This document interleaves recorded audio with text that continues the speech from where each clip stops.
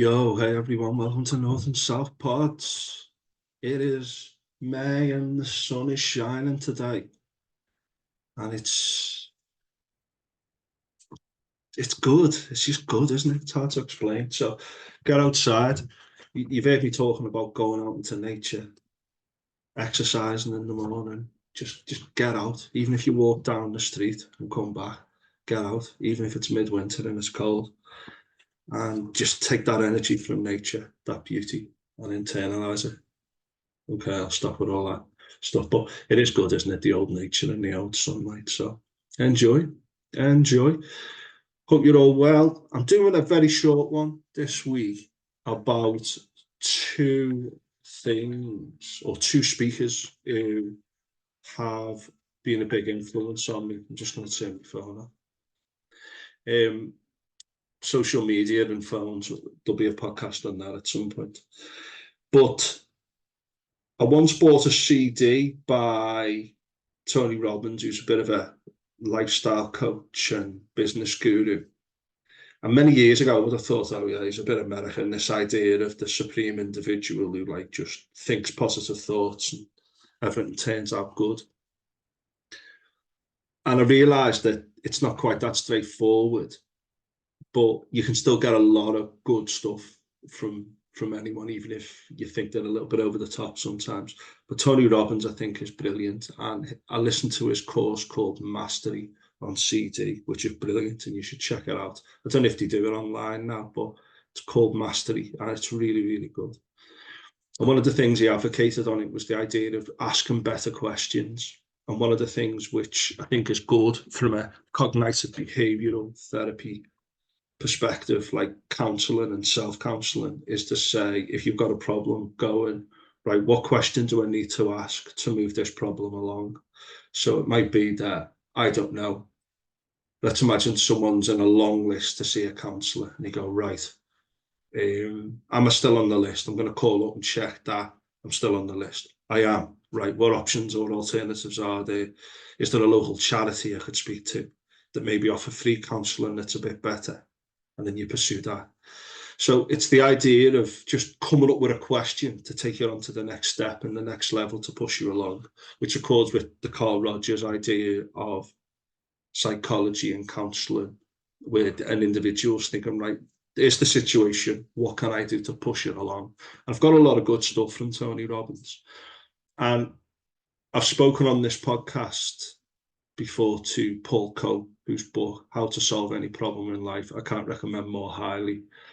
And it really has impacted my life, that book, about the different perspectives and the different sub-personalities we have in our head, and which one of those sub-personalities is on the control mic at any one time. It's a really powerful theory. And for me, it really does stand up. And I use that to think, who's on my mic at the moment? Who's in charge of the control deck? Is that person helping me? Is that person not helping me? And I do advocate Paul Cope's work. He does online courses. He does, he's done weekend courses, which you can access online. So check out his website, Paul Cope, C-O-P-E, and his book too. And check out the podcast I did with Paul. I speak about him all the time. And Paul Cope talks about what Tony Robbins said in his book. And it's this idea that we've got 4 essential basic needs in life. And the first one is a need for certainty. So an example of that might be the need to have a place to call home, a place where no matter what happens, you go somewhere and that's where you sleep that night. That we all need that as a very basic example of what something in our life that we need certainty about. Where am I sleeping tonight? Where am I going to be safe from the elements, from saber-toothed tigers or whatever tonight? The second one is the need for uncertainty. And it's a very powerful idea, that kind of like flip on two things, like a yin and yang experience, a holistic experience with the first point.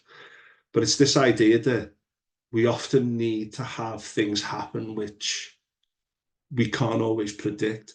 And it's part of why we like new experiences and novelty so much, and why people like drama. And I don't know if you've ever seen dramatic people, acting out Jeremy Kyle type situations. And you can see that at some level, they're absolutely loving it. The ego or whatever, the subpersonality that's in control at that time is absolutely loving being the center of any drama, even if you feel like you're making a fool of yourself in front of others. And I think it was Ursula Le Guin who wrote that one of the things which makes life bearable is the complete unpredictability of the future. And we need that, otherwise we would literally live in a matrix-like universe where we can predict everything, which would be horrible because we would feel completely imprisoned.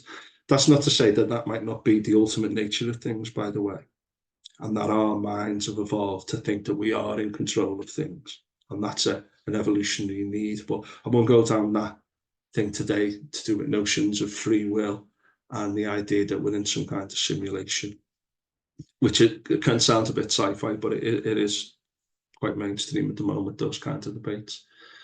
The third thing we need is some kind of significance, to feel that we are to some degree important.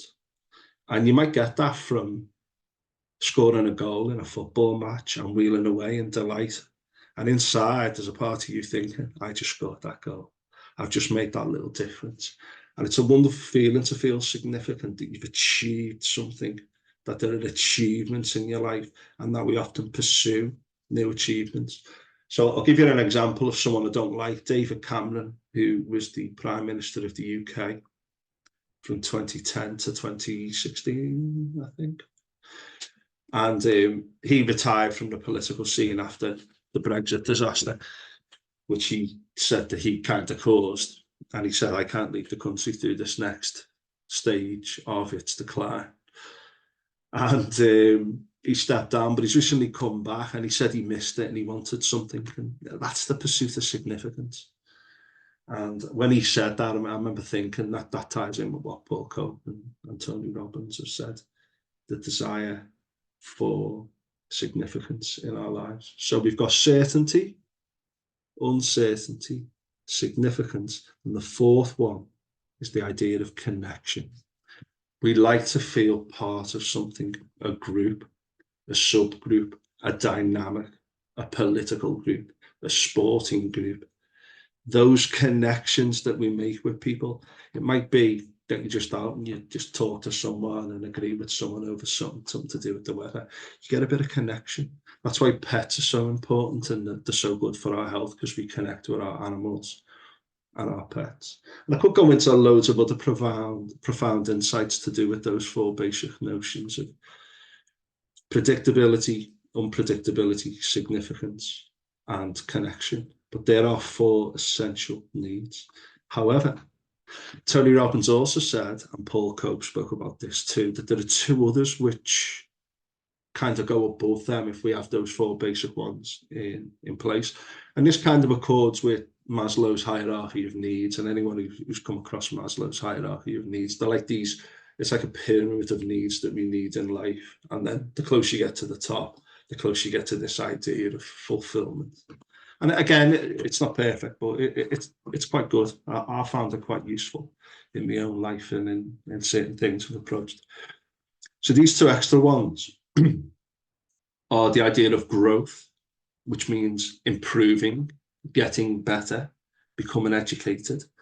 And I read a quote from, was it Benjamin Franklin? I don't know, I might be wrong there, saying that a lot of men die age 25, but they're not buried till they're 75. This idea that like you stop growing in your mid-20s, maybe you find a particular career or you go into something and then you think, there's nothing else I can learn.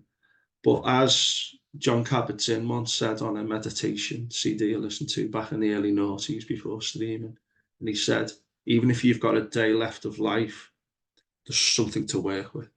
Even if you're on your deathbed, there's some growth or some learning or some significance to your life and your existence.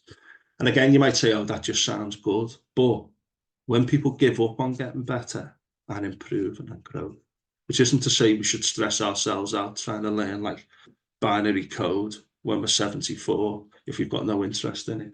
It's about finding things that interest you and growing in those ways. It doesn't have to be to do with a job or a career. It might be. Who's to say? But we need that growth to get to the self-actualization part of Maslow's hierarchy of need. And the other one was the idea of contribution. When you get in a good position, what can you contribute to? Can it be to the like a charity that you believe in? Can it be that you invest your time in things that you really believe in, maybe when you retire, or you get into a successful enough position where you can make contributions earlier in life, before retirement? It might be contributing to your family's development. It doesn't even have to be to do with contributing to external things beyond you and your family or yourself, but in terms of contributions to the idea of legacy, the idea of you making a mark in the world and making the world a better place in the ways that you can. And again, we don't really need to monetize this. It might just be that when you're driving today, if you're someone who drives, you just let someone out at a junction.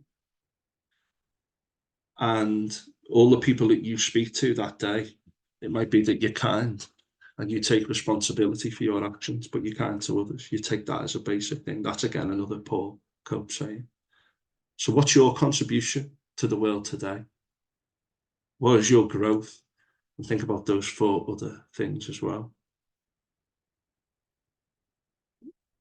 The certainty we need in life, the uncertainty we need in life, the significance we need in life, the connection, and how can we access growth and contribution.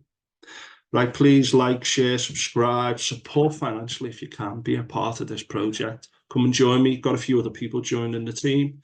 Details to follow. But it's great to be associated with some good people recently with fantastic ideas moving forward to make our communities better. Right, take it easy, everyone, and look after yourselves and enjoy the weather if you've got nice weather. I'm sure there'll be a heat wave in a few weeks and we'll all be wishing for the cool again. You can't win, can you?